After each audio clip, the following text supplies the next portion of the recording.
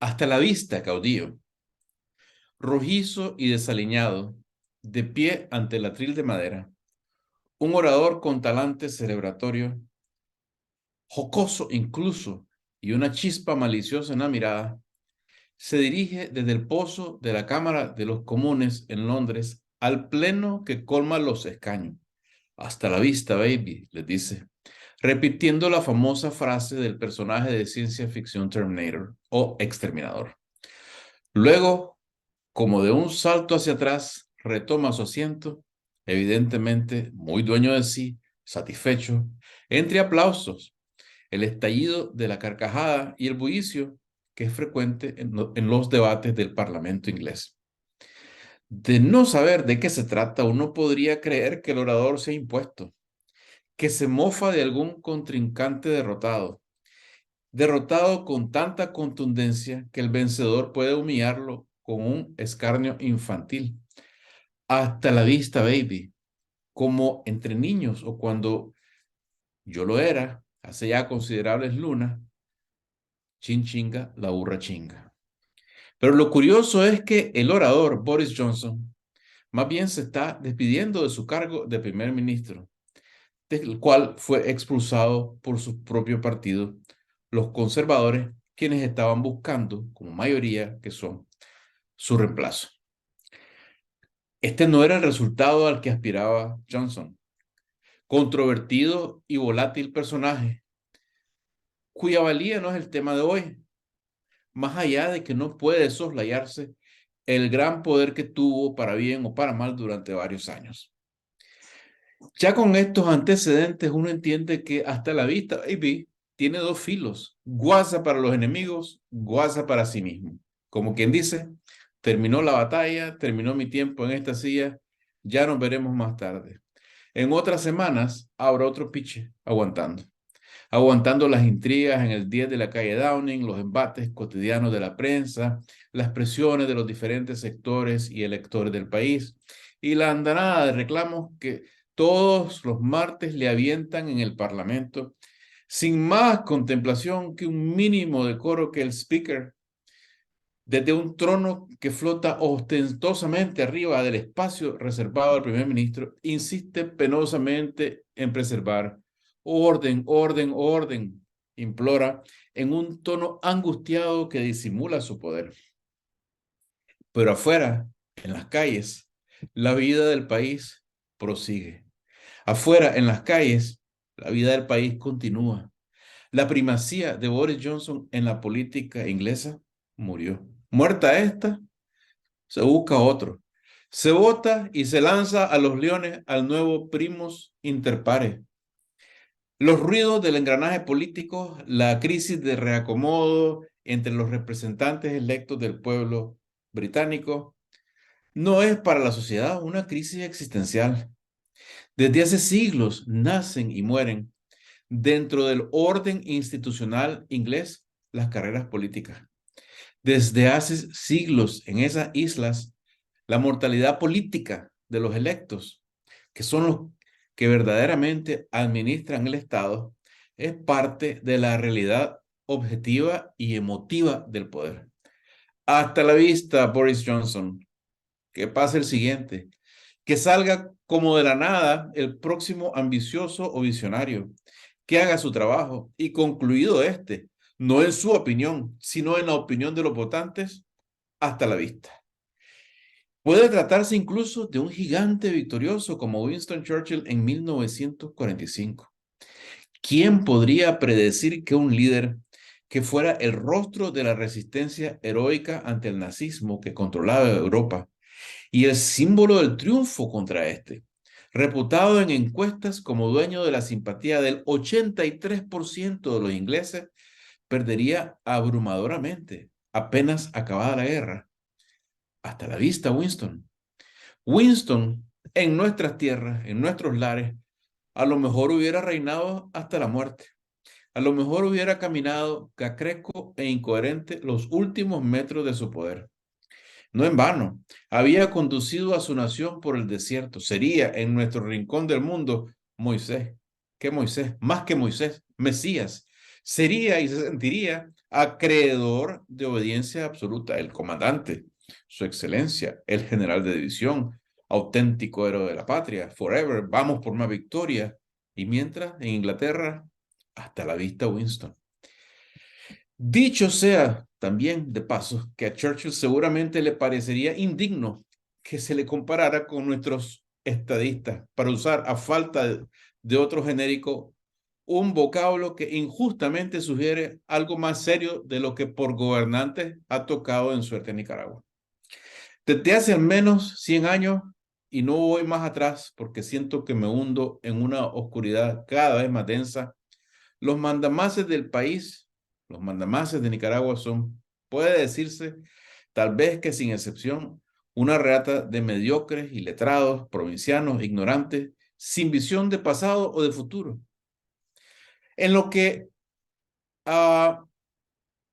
no hay excepción, sin duda, es en el puesto que dentro de la estructura psicológica del poder político ocupa el líder. Ahí no se salva ninguno. Se trata siempre de uno de arriba, sea por herencia o sea porque, entre comillas, le cuesta la causa.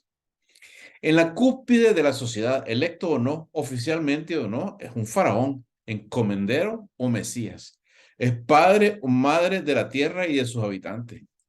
Tiene la prerrogativa y la ejerce de ser magnánimo o severo. Fíjense que ya en 1854 se escucharon en la toma de posesión de Fruto Chamorro, el primer presidente, estas palabras: me consideraré como un padre de familia amoroso y rígido, que por gusto y obligación procura en todo caso el bien de sus hijos. Y oigan, y solo por necesidad y con el corazón oprimido, levanta el azote para castigar a quien da motivo. Este es un presidente hablándole a su pueblo. Y como buen entendedor, pocas palabras bastan, los candidatos al azote huyeron e iniciaron una guerra que desembocó en la toma de Nicaragua por mercenarios estadounidenses a su servicio. No está de más recordar que la libertad política y la existencia de una república democrática sostenida por un Estado de Derecho son incompatibles con este tipo de cultura autoritaria. Será difícil incluso producir estadistas dedicados a la supervivencia y engrandecimiento del país si no cambia de mano el azote, si no se le arranca a los que quieren regir con el aura absolutista de un pater familias y se le entrega a votantes que vean al líder como un servidor temporal, como un empleado que se contrata y se despide a conveniencia del negocio público. Para eso, aparte de quitarles poder real y poder legal, y como un paso esencial en esa dirección, hay que desmitificar, hay que reducir a los políticos en nuestra mente y en nuestra conciencia a servidores que deben el privilegio de ejercer su ambición al favor condicionado del votante. No es fácil, no va a ser fácil llegar a esa mentalidad, pero en nuestro caso es esencial. Necesitamos un viraje tanto o más dramático que el de la inteligente ingratitud, óigase, inteligente ingratitud inglesa hacia Churchill, con la frialdad de quien reforma un negocio que hace aguas, que deja pérdidas crónicamente y con la buena intención de hacerlo marchar y florecer, debemos dejar atrás ciertos patrones emocionales que son diametralmente contrarios a la enseñanza de la elección británica de 1945. Esos patrones, por ejemplo, hicieron de la señora Violeta Barrios una candidata aglutinadora y presidente de Nicaragua. Por su condición de viuda de Pedro Joaquín Chamorro Cardenal, ausente toda preparación académica o política para el cargo. Ese patrón irracional es parte del ADN caudillista.